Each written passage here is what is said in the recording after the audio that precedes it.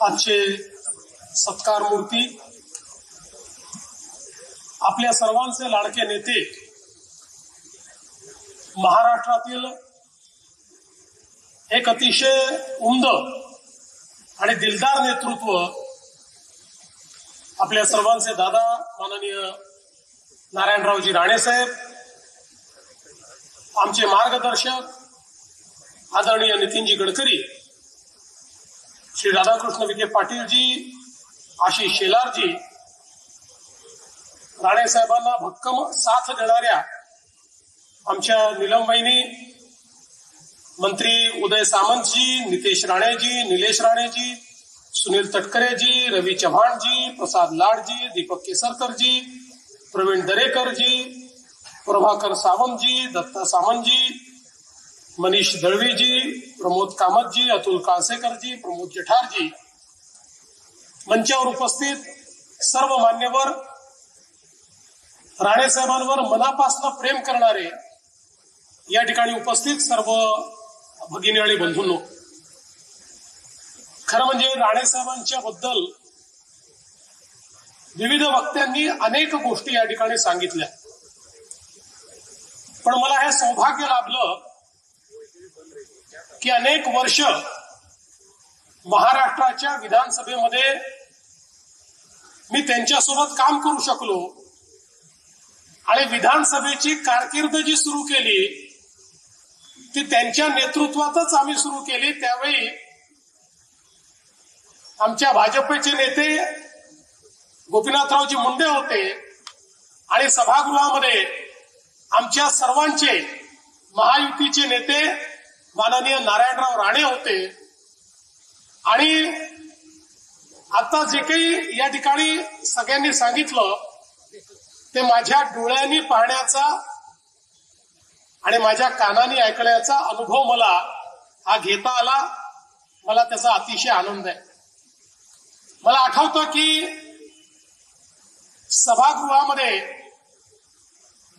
मी पहिलंच भाषण केलं, 7 मिनिटाची संधी मिळाली, नीट तयारी केली होती, त्यामुळे 7 मिनिटात मांडता आला तेवढा विषय मांडला. पण ते पहिलंच भाषण झाल्यानंतर एक चिठ्ठी माझ्याकडे आली, त्याच्यात एवढंच लिहिलं होतं, छान बोललास, आणि खाली सही होती नारायण राणे. आणि राणे साहेबांचा ऋणानुबंध हा त्या दिवसापासून जो सुरू झाला तो आज तागायत सातत्याने तो कायम आहे. खरं म्हणजे विरोधी पक्ष नेता म्हणून त्यांची जी कारकीर्द होती ती आत्ताच नितीनजींनी सांगितली. मुख्यमंत्री म्हणून मला बाहेरून पाहायला मिळालं, मंत्री म्हणून बाहेरून पाहायला मिळालं, कारण त्यावेळेस मी महापौर होतो. मी काही सभागृहात नव्हतो. 99ला मी सभागृहात आलो, ते विरोधी पक्ष नेते झाले. पण मी असं म्हणेन की माननीय राणे साहेब, माननीय मुंडे साहेब यांच्यासोबत सभागृहात काम करायला मिळणं यापेक्षा मोठी पर्वणीच दुसरी नव्हती. कदाचित माझ्या संपूर्ण संसदीय जे काही यश मला मिळालं त्या यशाचं श्रेय जर कोणाला द्यायचं असेल तर राणे साहेबांसारख्या माझ्या नेत्यांना द्यावं लागेल, की ज्यांनी त्यावेळी मार्गदर्शनही केलं आणि प्रोत्साहनही दिलं. विशेषतः त्यांची आणि माझी आवड एक होती आणि ती म्हणजे अर्थसंकल्प. अर्थसंकल्पावर राणे साहेब ज्यावेळी भाषण करायचे, कुठला तरी अर्थतज्ञ हा त्या ठिकाणी बोलतोय असा भास व्हायचा आणि अक्षरशः आकड्यांची चिरफाड करत ज्यावेळी राणे साहेब आपलं पूर्ण भाषण करायचे, संपूर्ण सभागृह स्तब्ध असायचं आणि अर्थमंत्री चिंतेत असायचे की आता राणे साहेबांना उत्तर काय द्यायचं. आणि कधीच त्यांनी मांडलेल्या अर्थसंकल्पाच्या भाषणाला परिपूर्ण उत्तर मिळू शकलं नाही, कारण अर्थशास्त्रातला एक एक नियम ते शोधायचे, त्यातनं कसा अर्थसंकल्प हा त्या नियमाच्या विपरीत आहे आणि राज्याचं कसं काय संकट आहे अशा पद्धतीनं हे सगळं मांडण्याचं काम ते करायचे. मला आजही आठवतं, युतीचं सरकार गेलं, महाविकास आघाडीचं किंवा तेव्हाचं सरकार आलं आणि ते सरकार आल्यानंतर युतीच्या सरकारने कशा पद्धतीनं या ठिकाणी कर्ज वाढवलं असा एक व्हाईट पेपर त्यांनी मांडण्याचा प्रयत्न केला. पण त्यांना हे माहित नव्हतं की समोर राणे साहेब आहे. त्यांनी व्हाईट पेपर मांडला. एक तर राणे साहेबांकडे एक वेगळं सीआयडी खातं होतं, त्यांचं स्वतःचं होतं. त्यामुळे सरकारचा कुठलाही कागद तयार झाला तो मंत्र्याकडे पोचायच्या आधी राणे साहेबांकडे पोचायचा. त्यामुळे हा जो व्हाईट पेपर आहे हा छापायच्या आधी राणे साहेबांकडे होता. त्याचं उत्तर तयार होऊन तिकडे व्हाईट पेपर मांडल्याबरोबर व्हाईट पेपर किती बोगस आहे आणि ही खरी आकडेवारी आहे आणि ही कशी बरोबर आहे याचा एक भगवी पत्रिका ही त्या क्षणी राणे साहेबांनी मांडली आणि त्या सरकारची पूर्ण हवा काढण्याचं काम हे राणे साहेबांनी त्या ठिकाणी केलेलं मी बघितलं. त्यामुळे खरं तर या सभागृहामध्ये बजेटवर कसं बोललं पाहिजे हे आम्ही त्यांच्याकडनं शिकलो आणि मला स्वतःला त्यात खूप इंटरेस्ट असल्यामुळे मी 2002 साली बजेट कसं वाचावं असं एक पुस्तक लिहिलं आणि या पुस्तकाचं विमोचन कोणाच्या हाताने करायचं. राणेसाहेबांपेक्षा मोठं कोण आहे, राणेसाहेबांपेक्षा यातली अथॉरिटी कोण. मी राणेसाहेबांकडे गेलो, म्हटलं दादा माझं असं असं पुस्तक आहे, आपल्याला याचं विमोचन करायचं आहे. मला म्हणाले अरे मुख्यमंत्र्याला बोलव. म्हणाले तुमच्या हाताने करायचं आहे. म्हणाले मुख्यमंत्र्यांच्या हाताने कर. म्हटलं माझा काही मुख्यमंत्री विलासरावजी होते पण माझा काही फार नवीन होतो, माझा काही फार संबंध नाही आहे. म्हणाले मी त्यांना सांगतो ते याचं एवढं चांगलं पुस्तक तू लिहिलेलं आहे, मी तर राहीनच पण हे पुस्तकाचं विमोचन हे विलासरावजींच्या हस्ते झालं पाहिजे. त्यांनी पुढाकार घेतला आणि त्या ठिकाणी विलासरावजींच्या हस्ते त्याचं जे काही विमोचन आहे ते झालं. मला आजही आठवतं की 2004 साली 3 साली ज्यावेळी डिसेंबरच्या महिन्यामध्ये उत्कृष्ट संसदपटूचा पुरस्कार द्यायचा जी समिती बनली होती, त्या समितीने राणे साहेबांची चर्चा केली. राणे साहेब होते, मुंडे साहेब होते, माझी पहिली टर्म होती.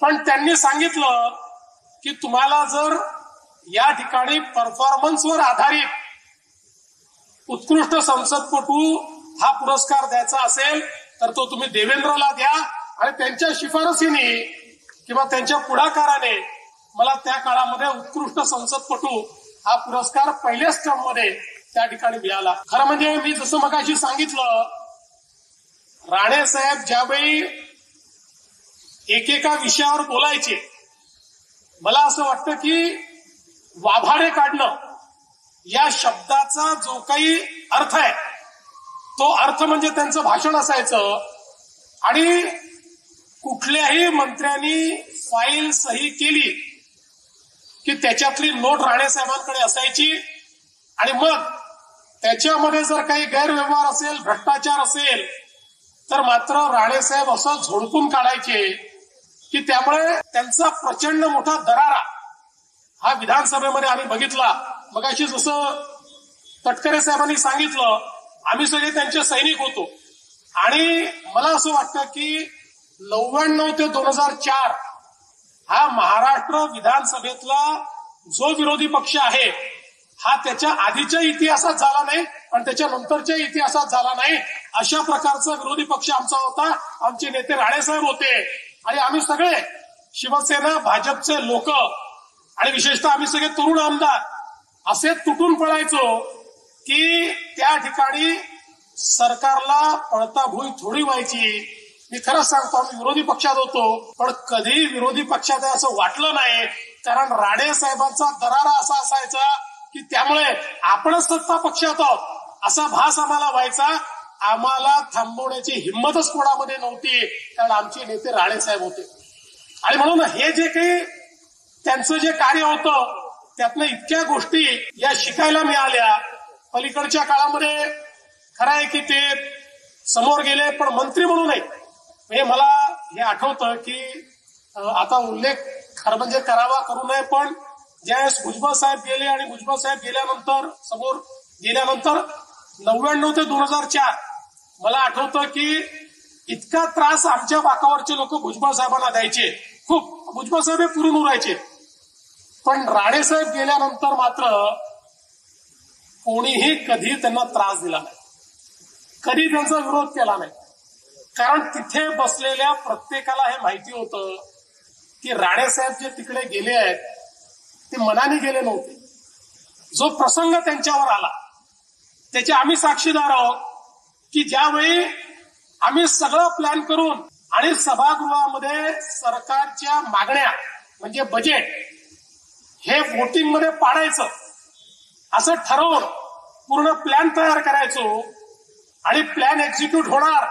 राणे साहेब त्या सरकारचे एक 10, 12, 15 कारण फारच कमी डिफरन्स होता, 15-20 आमदार गायब करायचे.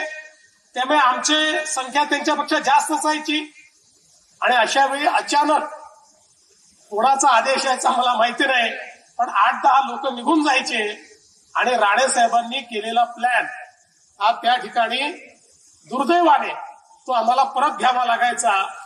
ते जे काही शल्य त्यांचं असायचं ते अतिशय जवळून मी बघितलेलं आहे. मी लहान होतो त्याच्यामुळे राणे साहेब असतील, मुंडे साहेब असतील, सगळी कामं मला सांगायचे. त्यामुळे आमचं सभागृहात काम संपलं की राणे साहेबांच्या चेंबरला आम्ही जाऊन बसायचो. त्या सगळ्या गोष्टी खूप जवळून पाहायची संधी मला मिळाली आणि म्हणून मला असं वाटतं की त्यावेळेस राणे साहेब गेल्यानंतर आणि मला हेही आठवतं की विशेषतः एक असा काळ तो बघितला की काही लोक विरोधी पक्षात होते पण ते राणे साहेबांसोबत होते. त्याच्यामुळे एक वेगळ्या प्रकारची परिस्थिती ही सभागृहामध्ये आम्हाला पाहायला मिळायची. पण हे सगळं राणे साहेबांनी त्यांच्या कर्तृत्वाने आणि प्रेमाने कमावलेलं होतं. राणे साहेब हा व्यक्ती अतिशय दिलदार व्यक्ती आहे. त्यांनी कधीच मोजमाप ठेवलं नाही, पण जर कोणी मोजमाप केलं, हजारो लोक असे असतील की ज्यांचं जीवन बदलण्याचं काम हे राणे साहेबांनी केलं. शेकडो लोक असे असतील की ज्यांना मुंबईमध्ये कधी जन्मात घर घेता आलं नसतं, पण त्यांना घर देणारे राणे साहेब होते. ज्यावेळी वेगवेगळ्या प्रकारे गरिबांना घर देण्याचे संदर्भात त्या काळामध्ये मुख्यमंत्र्यांना जेव्हा अधिकार होता त्या अधिकाराचा वापर हा गरिबांकरता करणारे हे राणे साहेब होते. आणि म्हणूनच राणे साहेब कुठेही असले तरी त्यांच्यावर प्रचंड प्रेम करणारे अशा प्रकारचे लोक उभ्या महाराष्ट्रामध्ये आपल्याला पाहायला मिळतील. खरं म्हणजे तो काळ असा होता की ज्या काळामध्ये राणे साहेबांनी महाराष्ट्रामध्ये एक सर्वमान्य नेतृत्व म्हणून आपली पकड बसवली होती आणि महाराष्ट्राच्या प्रत्येक जिल्ह्यात वैयक्तिक नारायणराव राणे साहेबांना मानणारे असा एक फार मोठा वर्ग हा त्यांनी तयार केला होता. त्यामुळे तीच खऱ्या अर्थानं पुढची त्यांच्या राजकारणाची जी शिदोरी आहे ती शिदोरी आपल्याला ती पाहायला मिळते. खरं म्हणजे प्रत्येक गोष्टीत शिस्त असली पाहिजे हा त्यांचा आग्रह. सभागृहामध्ये पूर्ण वेळ बसलं पाहिजे हा त्यांचा आग्रह. चर्चांमध्ये भाग घेतला पाहिजे हा त्यांचा आग्रह. आणि कुठलंही काम करायचं तर ते गुणवत्तेनंच करायचं. गुणवत्तेमध्ये राणे साहेब कधी तसूभरी कॉम्प्रोमाइज करत नाहीत. आणि म्हणून आपण जर बघितलं तर त्यांनी उभे केलेले प्रकल्प असतील, ती मेडिकल कॉलेज असू द्या किंवा गोशाळा असू द्या, कुठलाही प्रकल्प तुम्ही बघा, गुणवत्तेच्या अत्युच्च पातळीवर त्या ठिकाणी काम करायचं ही त्यांची नेहमीच त्या ठिकाणी परिपाठी राहिली आहे. आणि म्हणूनच जर कुठे जसं नितीनजींनी सांगितलं कुठेही गुणवत्तेशी कॉम्प्रोमाइज होत असेल तर बेधडक सांगणारे राणे साहेब आहेत. मला असं वाटतं की राणे साहेब कधी पोटात ठेवू शकले नाही. त्यांच्या भावना ज्या असतील त्या तोंडावर सांगण्याचं काम ते करतात, कोणाला आवडो की न आवडो. पण कसं पु ल देशपांडेंनी म्हटलंय, कोकणातला माणूस कसा असतो तर कोकणातला माणूस हा इथल्या फणसासारखा असतो. वर जरी काटे दिसले, जरडता दिसली तरी आतमध्ये गोडवा असतो. हे जे वाक्य पुलंनी लिहिलं त्यावेळेस कदाचित पुलंच्या समोर नारायणराव राणेच असतील असं मला वाटतं. असं त्यांचं नेतृत्व आहे. आणि माझा तर त्यांचा संबंध असा आहे की ते देवेंद्र म्हणून मला कधी रागवू शकतात. कधी कधी म्हणतात अरे मी तुम्हाला देवेंद्र म्हणतो. मी म्हटलं राणेसाहेब तुमचा अधिकारच आहे. जेवढा तुमचा अधिकार निलेश आणि नितेशवर आहे तेवढाच अधिकार माझ्यावर देखील आहे. आणि माझ्या सगळ्या या राजकीय वाटचालीमध्ये नेहमी एका नेत्याच्या भूमिकेत, मार्गदर्शकाच्या भूमिकेत राणेसाहेबांना मी बघितलं. आजही एखादी गोष्ट आवडली नाही, मला वेळ घेतात, घरी येऊन सांगतात, रागवतात, हे चुकलं म्हणून सांगतात, पण त्यांचं प्रेम मात्र कधी कमी होत नाही. मला ते नेहमी असं म्हणतात, राणेसाहेब जेव्हा जेव्हा माझ्याकडे येतात तेव्हा मला म्हणतात बघा मला एखाद्याचा राग आला ना तर मी त्या ठिकाणी बेमुरुवत असतो, मी काही त्याला सोडत नाही. पण तुमच्या समोर आल्यानंतर माझा राग निघून जातो. तुम्ही काय करता मला माहिती नाही, पण माझा राग निघून जातो. अशा पद्धतीनं मला खरं म्हणजे अतिशय प्रेम हे राणेसाहेबांनी या ठिकाणी दिलं.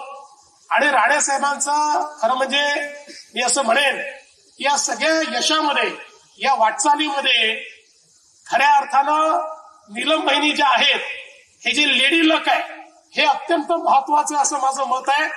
अतिशय शांतपणे वहिनी या सगळ्या काळामध्ये त्यांच्या पाठीशी खंबीरपणे उभ्या असलेल्या आपण सगळ्यांनी बघितल्या. आणि आज ही देखील आनंदाची गोष्ट आहे की नितेशजी असतील किंवा निलेशजी असतील, या दोघांनी राणेसाहेबांचा वारसा हा अत्यंत समर्थपणे या ठिकाणी चालवलेला आहे. आणि मला असं वाटतं की निश्चितपणे ज्या प्रकारचं बाळकडू हे त्यांना मिळालं त्यातून भविष्यकाळ या दोन्ही तरुण नेत्यांचा अतिशय उज्ज्वल आहे हे आज या ठिकाणी मी निश्चितपणे सांगू शकतो. राणेसाहेबांच्या जीवनामध्ये हिंदुहृदय सम्राट शिवसेना प्रमुख बाळासाहेब ठाकरे यांच्याबद्दल एक वेगळं स्थान आहे. ते जरी त्या काळात पक्ष सोडून गेले पण आजही बाळासाहेबांचं नाव घेतलं तर राणेसाहेब इतकं भरभरून बोलतात, इतक्या आठवणी त्यांच्याकडे आहेत, त्यातली प्रत्येक आठवण ही अतिशय आपल्या हृदयाला स्पर्श करणारी आहे.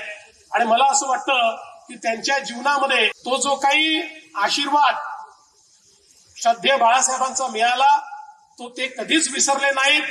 आणि सदैव त्यांची आठवण ठेवत त्याच मार्गानं चालण्याचा प्रयत्न त्यांनी केला. आणि म्हणूनच नितीनजी जे म्हणाले की ते कुठेही असले तरी हिंदुत्वाचा मार्ग सोडला नाही, कुठेही असले तरी मराठी माणसाचा आग्रह त्यांनी सोडला नाही. आणि विशेषतः कोकणाच्या बद्दल त्यांचं प्रेम हे आपल्या सगळ्यांना माहिती आहे. कोकणाच्या विकासाच्या संदर्भात खऱ्या अर्थानं जर या विकासाला दिशा देण्याचं काम हे कोणी केलं असेल तर ते राणेसाहेबांनी त्या ठिकाणी केलं. आणि आजही कधीही जर आम्ही त्यांच्याशी चर्चा करायला लागलो तर त्यांचा पहिला विषय तोच असतो, कोकणाचा जीडीपी कसा वाढवायचा, कोकणाचं पर कॅपिटा इन्कम कसं वाढवायचं, कोकणामध्ये मोठ्या प्रमाणात रोजगाराच्या संधी कशा वाढवायच्या. मला असं वाटतं की राणेसाहेब तसे तर महाराष्ट्राचे नेते आहेत, देशाचे नेते, देशाचे मंत्री म्हणून काम करायला त्यांना संधी मिळाली, पण त्यांच्या हृदयामध्ये मात्र सातत्याने कोकण हा आपल्याला त्या ठिकाणी जिवंत दिसतो, स्पंदित दिसतो. आणि मला असं वाटतं की हे जे नेतृत्व आहे महाराष्ट्राचं, आज जरी ते 75व्या वर्षात पदार्पण करत असले तरी आपल्याला कल्पना आहे की खरं म्हणजे राजकारणातली कारकीर्द ही तशी ज्याला प्रगल्भता म्हणते ती 60व्या वर्षी चालू होते. त्यामुळे 75 हे काय वय नाही. उलट मला असं वाटतं की आता हा एक पडाव आहे आणि यानंतर राणेसाहेब अजून खूप नेतृत्व तुम्हाला करायचं आहे, आम्हाला खूप मार्गदर्शन करायचं आहे. आणि जसं नितीनजीने सांगितलं, आम्ही सगळे याच मैदानावर तुमची 100वी साजरी करण्याकरता येऊ हा विश्वास आणि ईश्वराला मी प्रार्थना करतो. तुम्हाला खूप मनापासून शुभेच्छा देतो आणि माझं बोलणं संपवतो. धन्यवाद. जय हिंद, जय महाराष्ट्र.